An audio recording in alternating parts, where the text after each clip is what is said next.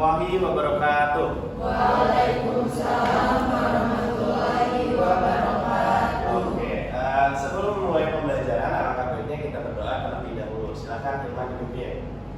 Ini untuk sebelum melaksanakan pembelajaran, mari kita berdoa dalam hati masing-masing. Mulai.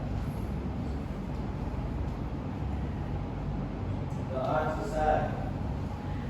Oke, hari ini ada yang masuk? Siapa itu? Dani, Rita, Asa, siapa lagi? Mana dia? Sakit kali ya? Oke, udah semoga yang sakit kita doakan cepat sembuh biar minggu depan atau pertemuan berikutnya bisa hadir di pertemuan kita di pagi hari ini. Agar mereka bisa menuntut ilmu, karena kata Ali bin Abi Thalib, dia berkata bahwa ilmu itu lebih berharga daripada kekayaan, sebab kekayaan itu harus kita jaga, sedangkan ilmu menjaga kita.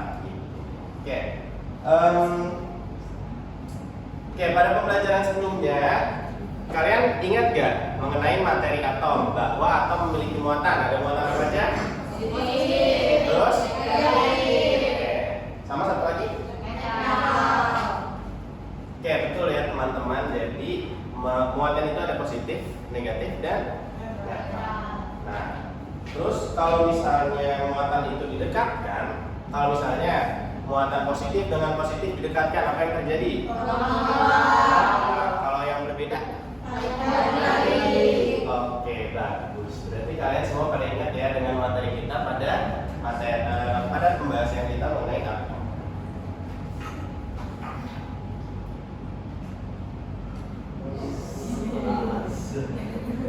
Kenalkan.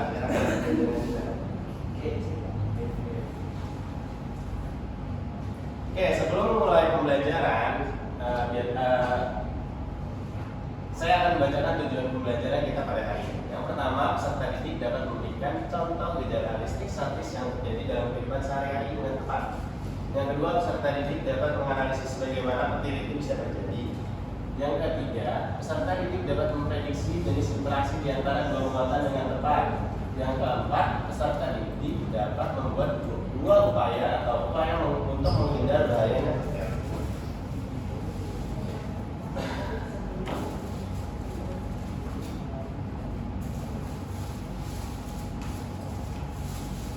Oke, apa sih yang kita pelajari pada pertemuan hari ini? Yang pertama itu ada listrik statis, kemudian ada gaya listrik, medan listrik, dan potensial listrik. Karena semua ini akan kita gunain dalam kehidupan sehari-hari juga. Biasanya kita temuin di kehidupan sehari-hari. Seperti itu contohnya. Oke, sebelum kita masuk ke materi yang intinya, coba kalian baca ada 3 berita di sini. Pertama, 4 pemuda di Dubai tersambar petir saat berduduk di pondok, 2 orang tewas. Yang kedua, beritanya itu petani Bone tewas tersambar petir saat pulang sawah. Yang ketiga, 3 anggota TNI tersambar petir saat main HP ketika berteduh di bawah pohon. Nah, memang ada ya hubungannya petir dengan listrik statis. Nah, jadi hubungannya itu petir itu adalah manifestasi dari akumulasi kumpulan petir yang ada di awan sehingga mereka melepaskan listrik statis yang berada dalam atmosfer. Nah, jadi petir itu merupakan contoh dari listrik statis dalam kehidupan sehari-hari. Seperti itu teman-teman. Nah, coba dari 3 berita ini ada nggak yang mau ditanyain?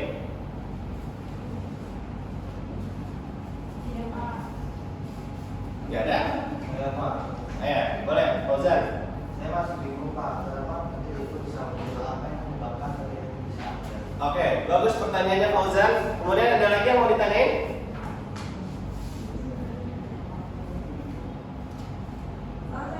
Ya. Saya pada juga yang materi itu kan menjaga tiang listrik. Nah, kenapa kita bisa terkena dampak itu? Ya, sama nih kayak berita ini ya.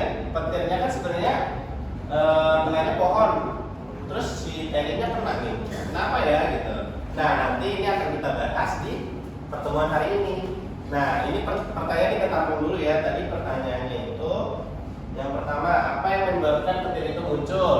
Kemudian di beberapa kasus petir terkena tiang listrik atau pohon. Tapi kenapa ya kita bisa terkena dampaknya? Oke, kita masuk materi yang pertama, yaitu listrik statis. Jadi listrik statis merupakan peristiwa berpindahnya muatan listrik dari satu benda ke yang lain. Nah, tadi udah sempat kita singgung bahwa muatan itu ada dua nih. Nah, kalau misalnya di listrik statis itu muatan listrik statis ada dua. Ada muatannya juga, yaitu muatan positif dan muatan negatif. Nah, reaksinya juga sama. Kalau misalnya dia didekatkan antara positif dengan positif, dan kalau misalnya didekatkan yang sama, yang berbeda, maka dia akan berbalik. Nah, ada yang aneh, namanya listrik statis, tapi artinya ada pengertiannya dia berpindah. Nah, kenapa tuh?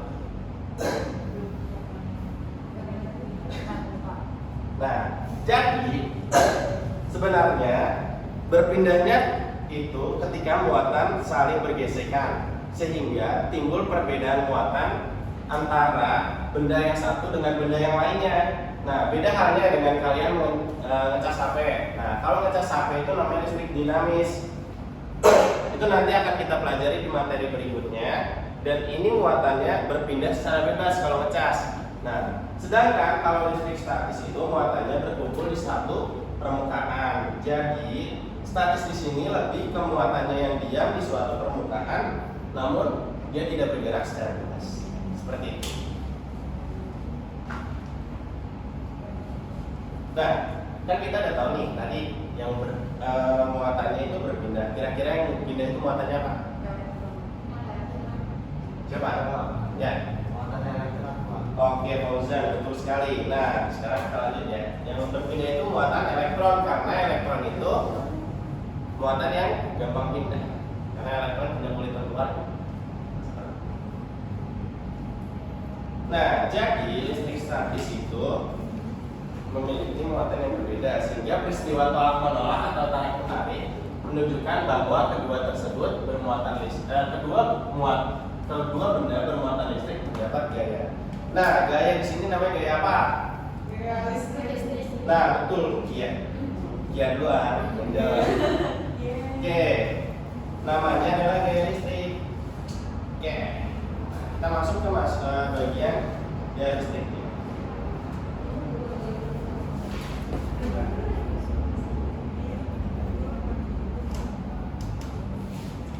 Oke, ini gaya pada muatan listrik dikenal dengan gaya listrik. Nah, kemudian satuan gaya di sini, kalian kan pernah belajar kinematika. Nah, satuan gaya itu adalah Newton. Nah, gaya yang di sini juga satuannya adalah Newton. Lalu, ini siapa nih Pak? Siapa nih? Apakah dia adiknya Newton? Bukan, teman-teman. Jadi dia adalah Coulomb. Nah, Coulomb ini ilmuwan yang menemukan adanya gaya listrik. Nah, dia mencoba eksperimen di mana dia menggunakan neraca puntir untuk menganalisis hubungan gaya tolak menolak atau tarik menarik antara muatannya dengan jaraknya. Jadi hubungan antara gaya dengan muatan dan jaraknya itu ketika dia dibandingkan dengan jaraknya, dia berbanding terbalik kuadrat. Dan dia menemukan besarnya itu sebesar F sama dengan 1/L kuadrat. Nah, sedangkan dengan muatannya berbanding lurus, sehingga dia menyimpulkan bahwa besarnya gaya dapat ditentukan oleh persamaan F sama dengan I1 dikali I2 dibagi dengan R kuadrat. Nah, di sini dia menambahkan konstanta. Nah, konstanta di sini nilainya adalah 9 kali 10 pangkat 9 kali 10 pangkat 10 Newton per sekian. Jadi F di sini adalah gaya, K ini konstanta, I di sini adalah muatan 1 dan muatan 2, dan R adalah jarak antara kedua muatan.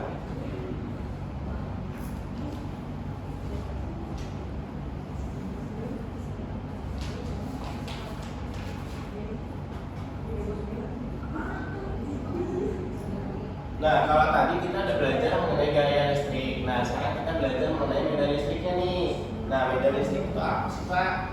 Medan listrik merupakan daerah di sekitar muatan listrik, baik itu muatan positif maupun muatan negatif, yang masih dipengaruhi oleh gaya listrik. Jadi antara gaya listrik dengan medan listrik dia punya pengaruh yang sangat kuat. Nah, biasanya medan listrik itu ditandai dengan garis-garis. Nah, kita lihat di sini nih, ini ada garis-garisnya. Nah, garis-garis ini disebut dengan medan listrik. Nah, buat garisnya itu nggak sembarangan nih, guys. Nah, garis-garisnya itu antara muatan positif dengan negatif dia memiliki sifat. Nah, kalau muatan positif, yang pertama garisnya itu dia keluar, itu kalau muatan positif. Kalau muatan negatif dia ke dalam. Nah, betul. Nah, ada lagi nih sifat yang kedua, garisnya tidak boleh saling berpotongan. Berarti antara muatan yang positif dengan muatan yang positif, ketika dia tolak menolak bukan berpotongan ya garisnya, melainkan dia langsung menolak gitu. Yang ketiga, semakin banyak garisnya atau semakin rapat garisnya, maka menunjukkan medan listriknya semakin kuat. Ini kan berapa nih garisnya? 1, 2, 3, 4, 5, 6, 7, 8. Berarti kalau misalnya garisnya ada 16, berarti dia medan listriknya semakin kuat. Seperti itu. Oke.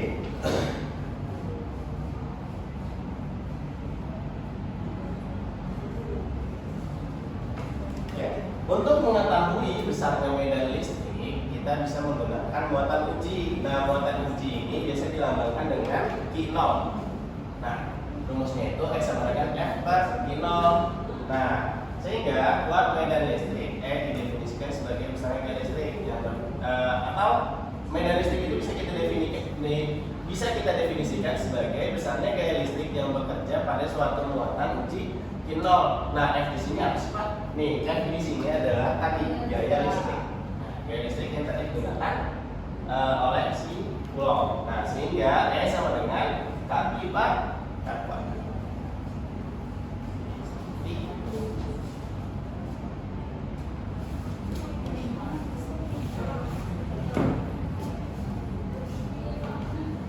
Setelah membahas mengenai medan listrik dan gaya listrik, kita masuk ke materi yang terakhir, yaitu mengenai potensial listrik. Nah, potensial listrik itu seberapa besar usaha yang diperlukan untuk memindahkan muatan dari muatan satu titik ke titik yang lainnya. Nah, usaha yang dilakukan ini namanya energi potensial listrik.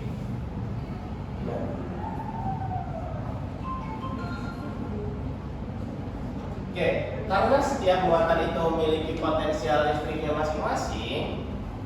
Nah, jadi ini bisa jadi nih, kita balik lagi ke stimulus yang pertama, yaitu tentang berita ya orang meninggal karena petir. Nah, ini bisa jadi karena potensial listrik yang ada di petir itu sangat besar sehingga menyebabkan orang tersebut meninggal seperti itu. Nah, kurang lebih energi potensial atau potensial listrik yang ada pada petir itu sebesar 10 sampai 100 juta volt. Nah, coba bayangin berapa besarnya kalau kita kena listrik biasa aja, atau kalau ada yang pernah setrum di sini. Nah, itu udah sakit kan? Gimana rasanya kalau misalnya voltasenya itu sebesar 100 juta volt? Seperti itu.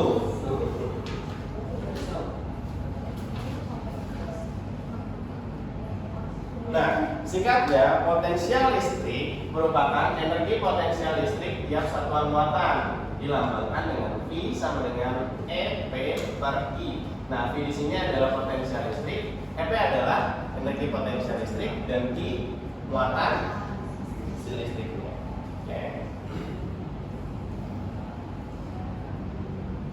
Ya, setelah pemaparan yang sudah saya jelaskan, kira-kira sih, saya minta kalian untuk diskusi dengan teman sebangkunya atau dengan teman yang ada di sebelahnya untuk menjawab pertanyaan yang telah ditanyakan oleh Fauzan dan si Ayub. Oke? Coba diskusi. Saya kasih waktu selama 30 detik.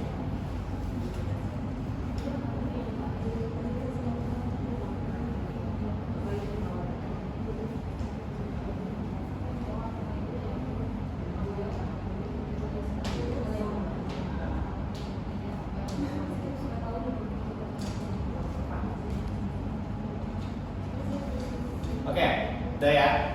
Coba dari siapa ya? Hilman. Hilman coba jawab pertanyaan Fauzan. Hilman, kenapa petir itu bisa terjadi?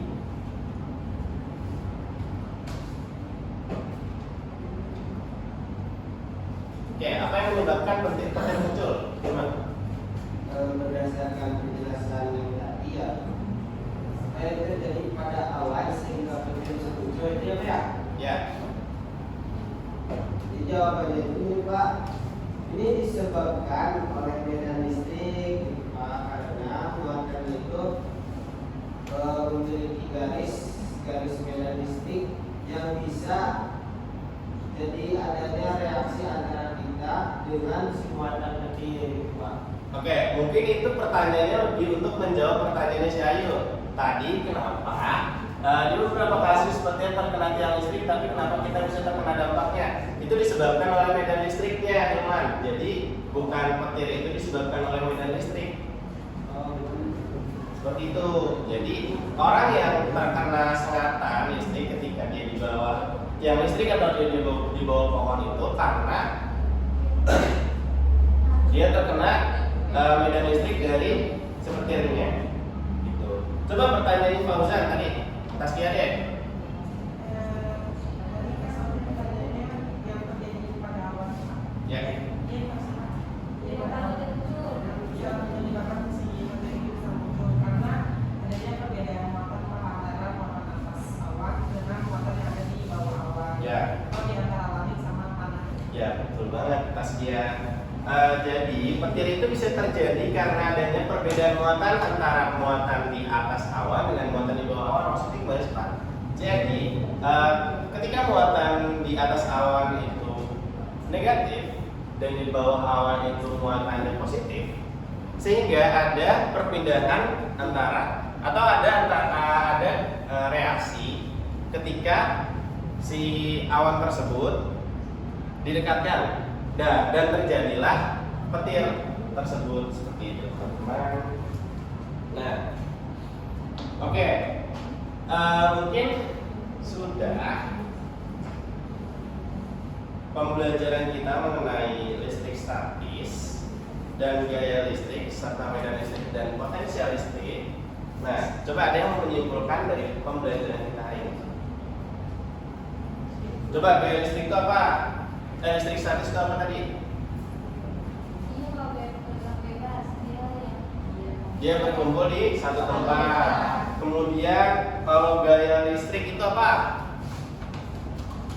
Interaksi antara kedua. Kalau medan listrik? Ya, medan listrik yang berada di sekitar. Kalau potensial listrik tadi besarnya sih yang diperlukan untuk memindahkan muatan satu titik ke titik yang lain. Oke, seperti itu. Nah,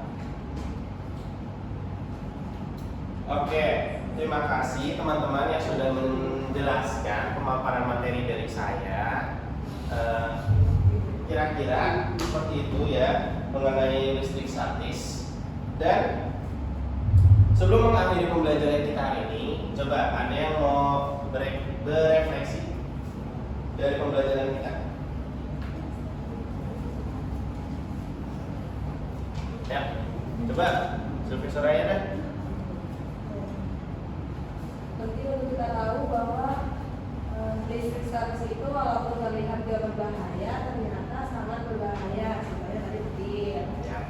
Ya, untuk menghindar dari hal yang tidak diinginkan, kita harus tetap menjaga ion-ion dalam tubuh kita supaya tetap stabil dan tidak kelebihan muatan negatif maupun positif. Ya, betul. Jadi kita harus tetap menjaga ion tubuh kita biar kita nggak terkena sambaran petir. Oke. Mungkin cukup sekian ya pembelajaran saya dari hari ini. Kurang lebihnya mohon maaf. Bila taufiq wal hidayah.